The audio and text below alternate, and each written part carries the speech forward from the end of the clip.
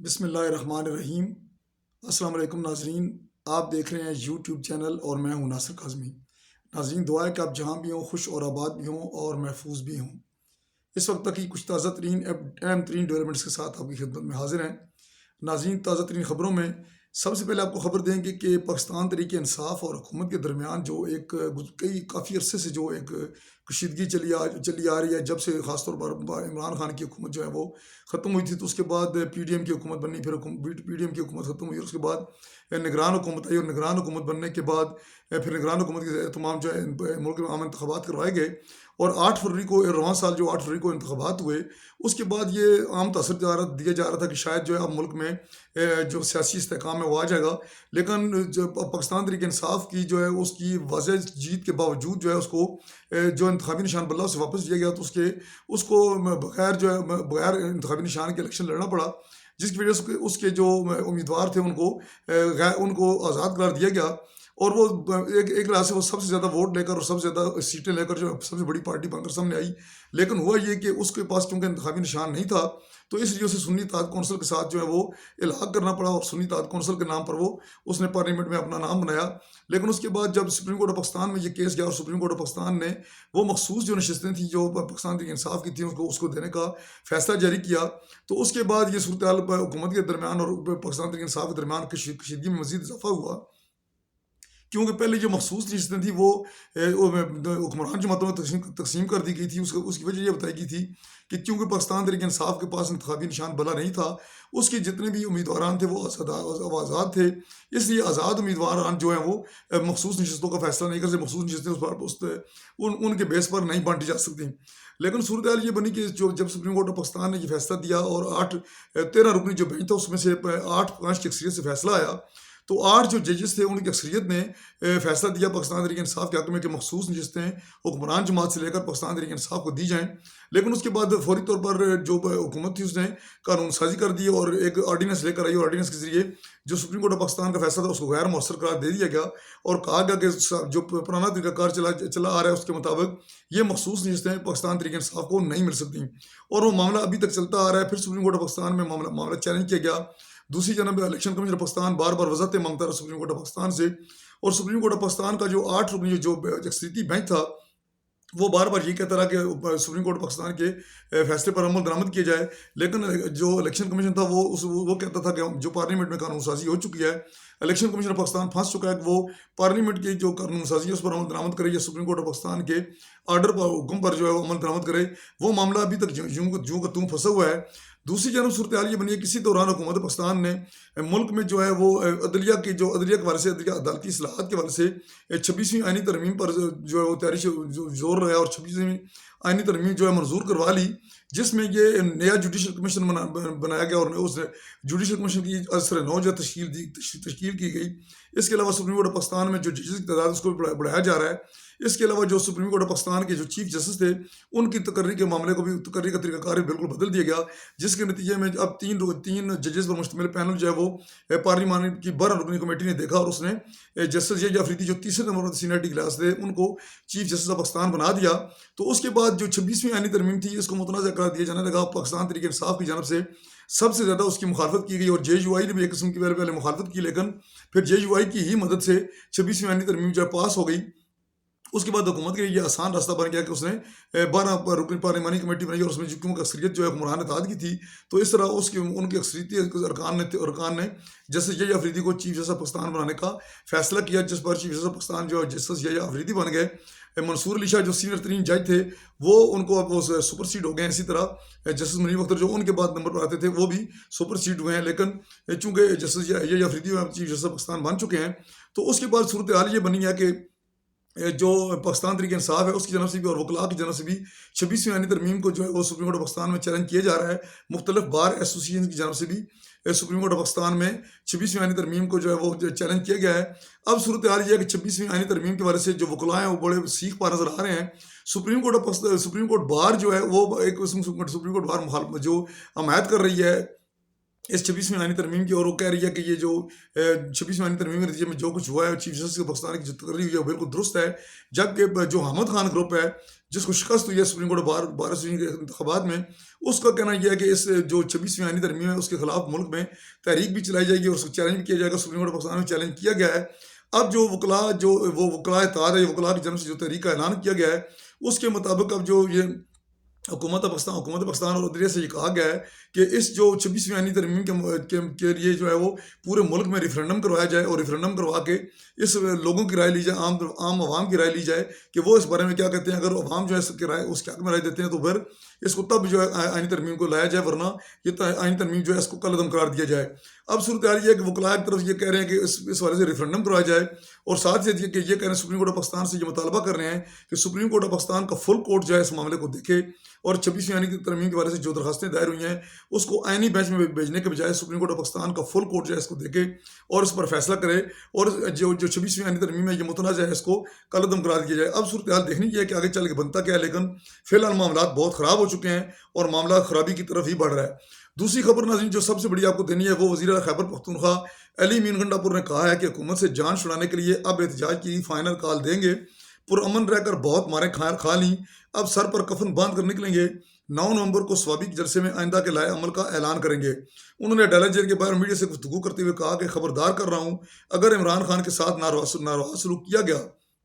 عمران خان کو اخبار نہیں دیا جا رہا تھا، بجلی بند کی گئی، کھانا اور ایکسرسائز سے متعلق اگر کوئی شکایات ہوئیں تو ناقابل برداشت ہوگا۔ احتجاج کے لیے ہم نے پہلے بھی ایک پلان بنایا ہوا ہے، حکومت سے جان چھڑانے کے لیے اب احتجاج کی فائنل کال دیں گے۔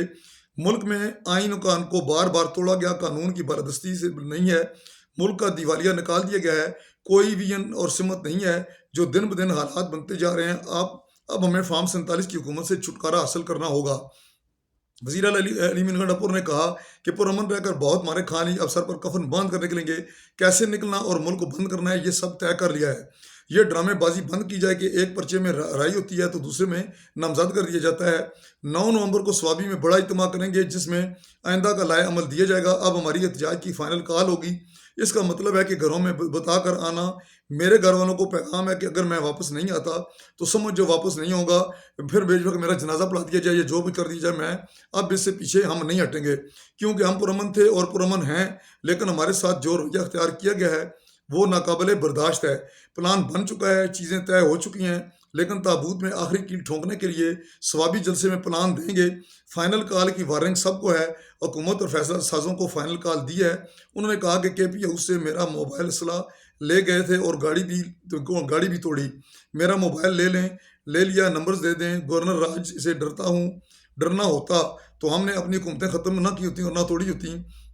حکومت اور گورنر راج ہمارا راستہ نہیں روک سکتے۔ عمران خان کے کہنے پر مذاکرات ہو رہے تھے، اب بانی نے روک دیا تو کوئی مذاکرات نہیں ہوگے۔ ناظرین صورتحال یہ ہے کہ یہ باتیں علی مین گنڈاپور نے پاکستان تحریک انصاف کے بانی عمران خان سے ملاقات کے بعد ڈیلا جیل کے باہر گفتگو کیا ہے۔ اسی طرح شیخ وقاص اکرم جو ہیں، جو سیکرٹری اطلاعات ہیں پاکستان تحریک انصاف کے، انہوں نے بھی واضح طور پر کہا ہے کہ ہم سوابی کے جلسے میں آئندہ کا لائے عمل کا تیار کریں گے، اور یہ واضح ہے کہ ہم اس کے بعد جو ہے وہ اسلام آباد کی طرف مارچ کریں گے۔ علی مین گنڈاپور بھی بار بار دھمکیاں دے رہے ہیں۔ یہ اب لگ یہ رہا ہے کہ حکومت اور پاکستان تحریک انصاف کے درمیان کوئی تو بڑا تصادم ہونے جا رہا ہے، کیونکہ علی مین گنڈاپور اپنی کئی بات پر قائم رہتے ہیں۔ پہلے وہ کئی دفعہ اسلام آباد آ چکے ہیں، وہ کہتے ہیں کہ ابھی تو ہم 2-3 دفعہ آئے، ہم نے 17 دفعہ آنا ہے، ہم بار بار آئیں گے اور آ کر حکومت کو گرا کر رہیں گے اور حکومت سے جان چھڑا کر رہیں گے۔ اب لگ رہا ہے کہ دوسری جانب جو طلال چودھری ہیں، مسلم لیگ نون کے مرکزی رہنما ہیں، ان کا یہ کہنا ہے کہ جو اگر علی مین گنڈاپور نے اپنا طرز عمل نہ بدلا اور اپنی روش نہ بدلی تو پھر حکومت جو ہے اپنا طرز عمل بنائے گی،